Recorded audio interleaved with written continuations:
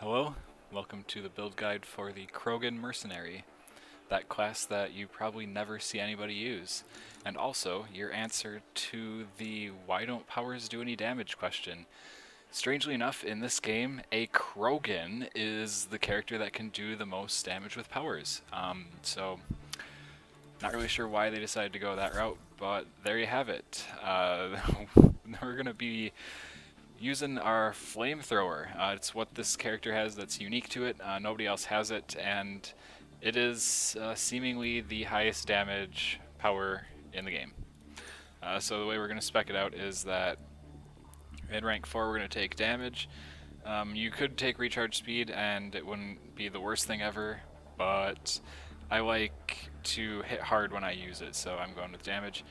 In rank 5 we're going to take Lingering Burn to further increase that damage. When it comes to the radius, I feel like good play is going to make up for not having this. You can do all of the positioning you need and it has big enough range, so this is more like something that just playing well you can work around. And then rank 6, damage output from enemies on fire is reduced by 50%. Since we're going to be hopefully standing in the middle of as many enemies as possible, we are going to die really quick if we don't have this up. So anti-armor would be nice to have to do more damage to armored targets, but we're going to need to stay alive, so take Blinding Heat. Our second ability is going to be Fortify. It's going to keep us alive, give us some damage protection. In rank 4 we're going to take Mobility, because we're going to need to be constantly moving, so the movement speed reduction is definitely felt, so you're going to want to minimize that if possible. Protection would have been nice, but we really do need that mobility. In rank 5 we're going to take Shield Feedback. Again, this is to help stay alive because we're going to need a lot of protection. Furthermore, we're not really going to need melee damage bonus, and accuracy and stability are relevant as well. So rank 6, we're not going to be standing in one spot, so unmoving defense is useless.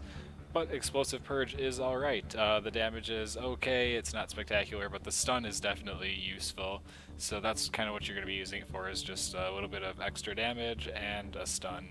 So you are going to be using it, don't forget it's there. Sometimes I do, so don't do that. And Flak Cannon. I actually thought Flak Cannons were horrible, but now that I'm fully spec'd into it, I actually really like it. So rank 4, we're going to take more damage and force. We're going to have 4 power cells total, which is all we're really going to need.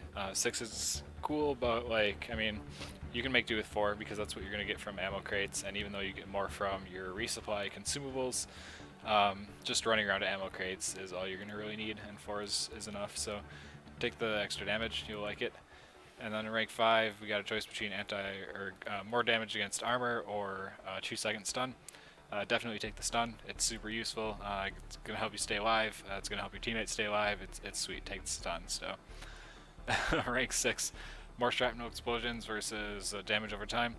The damage over time is fairly weak, and the more shrapnel explosions will result in more damage right away.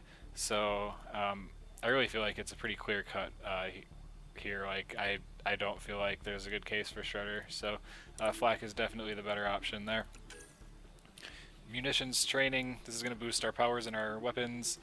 We're going to want the power cell and the power damage, because our weapon is going to do damage, but mostly just because it's a good weapon, and our powers are really where the burst is going to come, so definitely take the power damage over the weapon. Rank 5, we're not going to be doing a whole lot of melee, so no point in taking melee synergy. Take the reload speed, the clip size, and the spare ammo. And then in rank 6, we're going to be using a fast-firing, fully automatic weapon, specifically to stack this sustained fire. The idea is that since Flamethrower is where your big damage is going to come from, when you get those heavily armored targets and stuff, you're just going to unload a bunch of rounds into them, 12 to be exact or more, and then they're going to take more damage from your Flamethrower.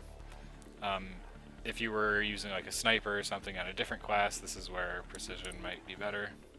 And then we're not going to take rage at all, because we're not going to melee. So this is a Krogan that doesn't melee, doesn't take rage, and uses powers more than anything. So you might have noticed Flak Cannon. stun, fortify, stun, flamethrower, well, reduce damage and damage. So what you're going to be doing basically is always trying to close the gap between you and the enemies.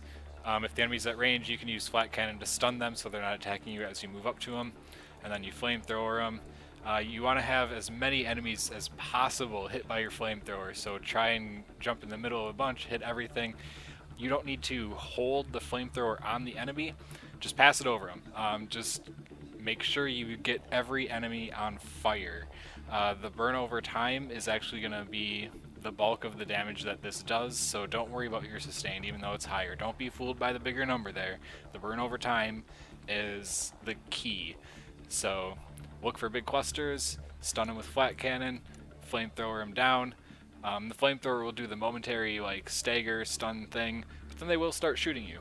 They'll be on fire, so they'll do half damage, but they will be shooting you, and that's where Fortify comes in. Then you can do your explosive purge, stun them again, and do damage, and then like get out and move to safety. And your cooldowns are going to be pretty short. Like it's not going to take forever for your stuff to cool down. I think you get something here. Oh no, you don't actually get anything there, so it's just whatever you got from here, the 10%. Huh. Anyways, they're fast enough that you never really notice them. And you are going to be kind of the target of everything, so make sure staying alive is a focus. I would spec, or I would equip a, let's see, where is it? Power, go to Tech Power Amp. Use that, it's going to increase the damage of your flak and your flamethrower. They're pretty sweet. And then the other thing I like to do is cryo ammo. So the weapon we're using is the equalizer. If you apply the cryo ammo really quickly, plus your defense debuff from sustained fire and munitions training there, you're going to be making targets take a lot more damage from all sources because you've got the cryo and this all adding to that. So it also makes it so unshielded and unarmored targets are frozen. Again, because you're going to have so many things attacking you, freezing one, taking it out of the mix, that definitely helps a lot. So it's all about, you know, freezing stuff with your gun, applying your defense debuff, using flamethrower to burst stuff down, and Flak Cannon. I mean, Flak Cannon's going to do really good damage too, so that's like your ranged attack, it's your stun. Don't be afraid to use those resupply consumables and just spam the heck out of Flaks, because they're pretty sweet. And this character seriously, like, never doesn't get first place in the match, so hopefully, like, now that people might have some idea how to use it, they'll play it more. Definitely check out the gameplay video and see it in action, because this is kind of one of those like underrated gems. Like, people don't realize how powerful this character is. So thanks for watching, and hopefully we'll see more mercenaries here in the future. Bye.